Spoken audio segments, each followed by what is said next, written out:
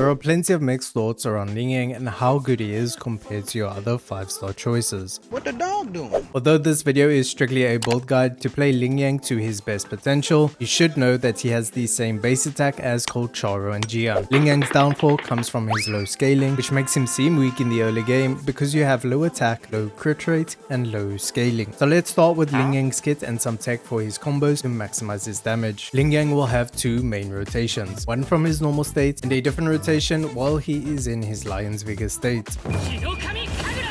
During his default state, Lingyang has a 5-part basic attack combo. After his 3rd, 4th, and 5th basic attack, you can cast an enhanced resonance skill that has a higher damage output. You will know when the skill is enhanced because the icon will have a blue glow around it. 3 important things to note: his skill does not have a cooldown, it does not interrupt his basic attack sequence, so you can use it between basic attacks, and the enhanced version has a duration before it expires. This last fact means that you can swap to a different character, then swap back to Lingyang and still have his enhanced skill if you are fast enough. What this allows is for Lingyang to do 3 basic attacks, cast his enhanced skill, then a 4th basic attack, another enhanced skill, then his 5th basic attack, and another enhanced skill. If you have used the enhanced skill before reaching his 5th basic attack, it will change that 5th basic attack to an enhanced version as well. Using both the enhanced basic attack and skill, your next basic attack will start from basic attack 3, not basic attack 1. And this means that Lingyang starts to have higher damage in a shorter amount of time the longer his combo persists. So you would think you need someone like Yeonwoo so you are not interrupted while doing attacks, but there is a solution without the need for him. Because his enhanced skill persists for some time after a basic attack, you should make sure you always do a basic attack before dodging or switching characters, so that way when Lingyang takes the field or starts fighting, you can immediately start the 3rd basic attack instead of the 1st one. So ideally, his combo starts with an E, then basic attacks until your 4th basic attack is procced, then his skill, followed by a 5th basic attack, and then skill again, and then repeat the cycle. If you need to dodge, make sure it is after a basic attack so it does not interrupt his combo. Using his skill after the 3rd basic attack is a bit more time consuming because it is animation lock. When it comes to Lingyang's liberation, you will ideally want to use this in combination with his full Forte circuits. His liberation is a nuke with moderate scaling, but provides Lingyang a constant 50% glacier damage bonus, which is incredible. After casting his liberation, he will perform a heavy attack with full Forte to activate Lion's Vigor, where you will do air attacks until his Forte is fully depleted. In the air, you will have a 2-part basic attack combo and another new resonance skill. The ideal rotation during Lion's Vigor is using 4 basic attacks, then his skill, then 2 basic attacks, then his skill, and repeating this entire sequence during the Lion's Vigor. His skill is slower than his basic attacks, but you need to use this when he has his 2nd inherent skill unlocked because it will increase his damage tremendously. And before starting your liberation, make sure you use his E first because this will proc most weapon passives. With the combination of these 2 states, we can now look at the best weapon and echoes for Lingyang. One of the biggest problems you'll see in the mid game when you reach Union level 30 is that crit rate is so scarce. So I will cover his echo setup for a mid game build and an end game build. On screen now you can see the ratios for the weapon damage output using the combos we've covered. This is all based on full calculations at maximum level with the damage scaling for all of his attacks during his ideal combo. Abyss Surges is his best in slot weapon for both endgame and mid-game builds. There's not much explaining that's needed. Its high base attack and passive are perfect for Lingyang. The Stone Knot Gauntlets are obtainable from the battle pass. For the endgame build, this weapon's passive only helps with his liberation. You do need to use his skill before using his liberation to proc this, and since he has no cooldown on his skill, it's very easy. His liberation is also his highest scaling attack. For mid-game builds, this is the easiest weapon for Lingyang. Once you reach Union level 30, you can just farm 1 crit rate echo and pair it with this weapon. Using this weapon will also allow you to use a 5-piece glacier set already from mid-game, and I will explain this when we get to the echoes. The Hollow Mirage is a strong competitor against the Stone Knot, but it has some shortcomings. Firstly, the passive even at R5 is mediocre. A solid 15% attack boost as long as you're not taking damage, and even if you are shielded, taking damage still reduces the buff. This also opposes Lingyang's playstyle at S1 and above, where you have anti-interruption. This means you want to take the damage so you can continue to dish out attacks instead of dodging to not lose stacks and slow your rotation. In the mid game, you will see that you achieve notably better results with the Stonard simply because you have higher crit rate. The best 3-star option is the Gauntlets of Night. Okay, now let's talk about his Echo setup. I'm sure many of you are experiencing the low crit rate availability for builds, so for this guide, I'm going to split it into his endgame build and his mid game build, and this will be a theme throughout all the build guides. Let's start with his mid game build. For all your weapon options except the Stonard, you should use a 4-4-1-1 Echo formation, with both 4 cost echoes being crit rate and all the 1 cost echoes are attack percent. This will help you to achieve at least 49% crit rate without any crit rate substats. Because you only have 1 Overlord Echo for the Glacier set, you are forced to use a 2-piece Glacier bonus and 2-piece attack bonus. Remember that 2 echoes of the same type cannot both count toward a set bonus. However, when you select your 4 cost echoes, you can use 2 crit rate Lampy Lumen Myriads or 2 Mech Abominations and still get the bonuses. You only need 2 Glacier set echoes and 2 attack set echoes, which means the 5th echo can be of any set. If you are on the Stonard, you will use a 4-3-3-1-1, still with a crit rate 4 cost echo. The 3 cost echoes should both use Glacier damage bonus or attack percent, with Glacier damage bonus being better, and your 1 cost echoes are on attack percent. This also means you'll be able to use a full 5-piece Glacier set instead. This echo setup for the Stonard is the same echo setup you'll use for an endgame build using all the other weapons. The reason it is not viable during mid game is because of how low crit rate is. If you are using the Stonard in the endgame build, then you'll want to transition the crit rate echo into a crit damage echo. This does make the Stonard the easiest weapon to build Lingyang around to reach his maximum potential with that weapon, but still, using the Abyss Surges will be stronger on an endgame build. For the echo substats, his priority is crit rate and crit damage. Attack percent is an all-round buff to his damage and is better than a single attribute buff. Basic attack damage bonus is the best attribute damage bonus for him, and then energy recharge should be chosen over the rest of the attribute damage bonuses. Lingyang sequences are very good for his personal damage. His S1 only affects him after he has used Liberation, so it's just a nice quality of life. His S2 is very nice because it means you can spend less time building his Liberation. S3 is his first incredible damage buff. Sequence 4 is a team-wide Glacier bonus after proccing his Ultra skill, and paired with any sequence Sanhua and an S6 Baiji, this makes one crazy mono Glacier team. Sequence 5 only buffs his Liberation damage, so it's not a big improvement. His S6 makes him absolutely insane and is a huge buff to his Lion's Vega rotation damage. The last bit to talk about for Lingyang's kit is his talent priority. Most of his damage comes from his basic attacks and Forte, so these two are equally important to level up. His Resonance skill is more important than his Resonance Liberation. The Glacier bonus from his Liberation is fixed at 50%, so it does not increase with higher talent levels. His Liberation and his intro skill are of equal importance. Finally, let's talk about team comps. An F2P hyper carry Lingyang requires Sanhua and Baiji. Aochi is a good replacement for Sanhua for damage deepening. Yang Yang is also a good mid-game choice as a direct buffer for grouping enemies and any energy requirements. Verena is a better Baiji replacement, but at sequence 6, Baiji is sometimes better than Verena for Glacier teams. Yanwu can be used for his anti-interruption resistance and shield if you have his sequences. S6 Chixia is a very expensive but very good direct buffer for Lingyang with Moonlit Clouds and Static Mist. That is all for this guide.